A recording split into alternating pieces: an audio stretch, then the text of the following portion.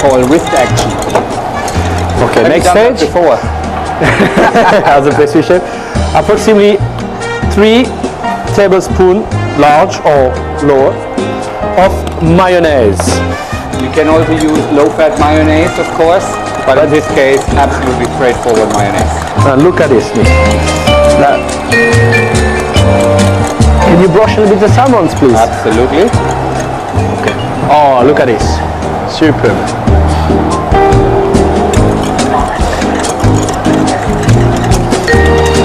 And you put it back on.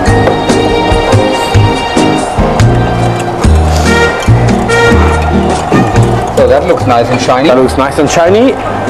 Next step, pepper. I love this pepper mix. I love this machine. I really enjoy doing it actually. And the salad. And for last, some fresh chive which has been chopped. And here we have, Color. yes, and here we have our tartar sauce. That was our salmon. Yeah, I think even another minute. What we can do now is just, sorry, turn it over. This one is right. Okay, your way.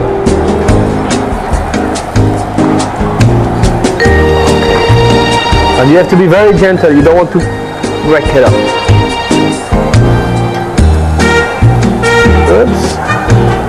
As you just said, you have to be very gentle and don't break it off. Try my What it best. does, actually, the herbs are baking into the fish, and that looks fantastic. It does smell If you don't really have one of these at home, not to worry. You can also use a normal frying pan, what has some lines inside, or you can buy one of these ready hot plates, what you can put on your normal stove, on your gas induction cooker, and you can heat that up. It gives you nice lines like it's grilled. Also, if you have, you can grill it at home in your normal grill, charcoal grill. It works exactly the same way. The only thing is be careful with the heat a little bit. Absolutely. Some of them are really fast. Well, like I said before, if you have a grill who's cooking too hard and too quick, you will need to be very quick with the salmon. Chack, chack, a bit like a steak. All right, now we're ready. We have our green mix salad, which is normal one. We have our tartar sauce. And we have some nice grilled steaks. It looks of superb. salmon. Yes, I think we might need just 1 or 2 more minutes, please. So you can put the salad either before or after. What I like to do is a little bit of salad like this.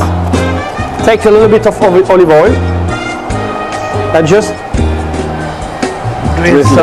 drizzle on the top. Use the fantastic pepper machine, which I love it. Like this. Fantastic. Okay. Okay, are you ready for some salmon? Yes, I am ready. Can you take out the leaf and everything? We certainly do.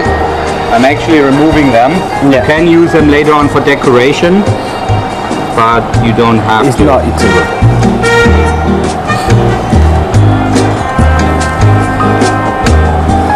And now becomes probably the hardest part of the whole dish. It's try to do that without breaking the salmon.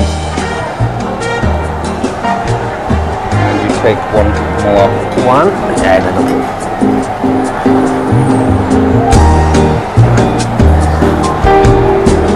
Okay. Thank you. I am a big eat lover. And this is a very simple dish, and with a tartar sauce, it really tastes good. Here we have some salmons with some tartar sauce.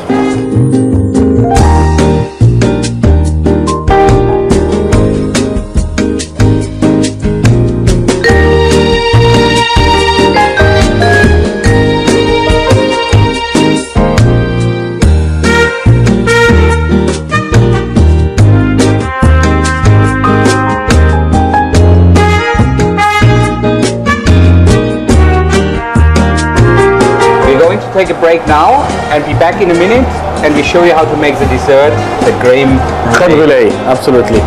See you after the break. Bye.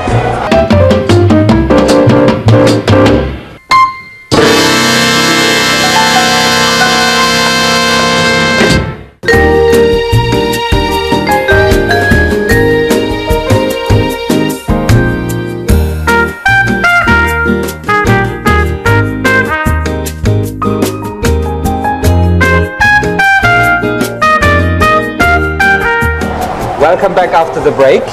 Now it's time for the dessert. I have to admit, I don't know much about dessert at all, but I have a great pastry chef next to me, Cedric. Thank you. Tell me, what are you going to do? Crème brûlée. It's easy, simple, and is always a hit on every dinner. So what we're going to do, take a saucepan, milk. This is the milk what we shopped early on, 3.5% fat. Yeah, normally 35% fat whipping cream. And That sugar. 20 grams of sugar. Absolutely. All this bring to a boil. Okay, once you put the saucepan on the heater, keep sure for the first minute you just whip it correctly, otherwise the sugar might deposit on the bottom and burn, and you do not want this. By the meantime, Nick, please, since you have nothing to do, will you please separate those 2 eggs for me? I need 2 yolk, that would be great, thank you. And that means one thing, everybody can do it. It certainly does. Thank you very much. So once we have our yolk here, we just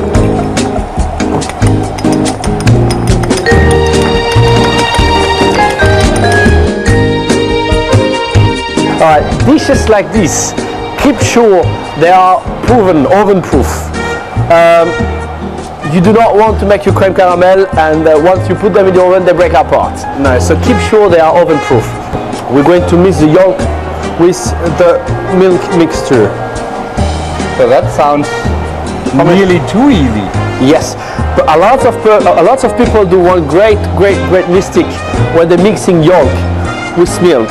And if the milk is hot, what's happening once they drop it up, it starts to cook and it starts to become grainy. So the best things to do is when the milk is boiling, take it out from the heat, turn it like this until all the bubbles went away. And I show you that with a very small quantity. It's even harder. When the milk finishes bubbling, drop a little bit in the egg yolk. And that will slowly bring the yolk at the temperature. And they won't start to grain it. Here we go. And then what you do very slowly, you bring them up until almost the boiling point. And it's the secret of every great absolutely, chef. and it is the most easiest way to do this. Working with temperatures and basically make sure that it doesn't go too fast. Absolutely. Now Nick, I will need your help. You do not want the foam on the top, so can you please hold it like this, a little bit on the side way, not too much, and very gently. Same when you draw a beer, it's exactly the same process. Thank you. Okay, we're sitting that back on. And slowly on the side of the tin.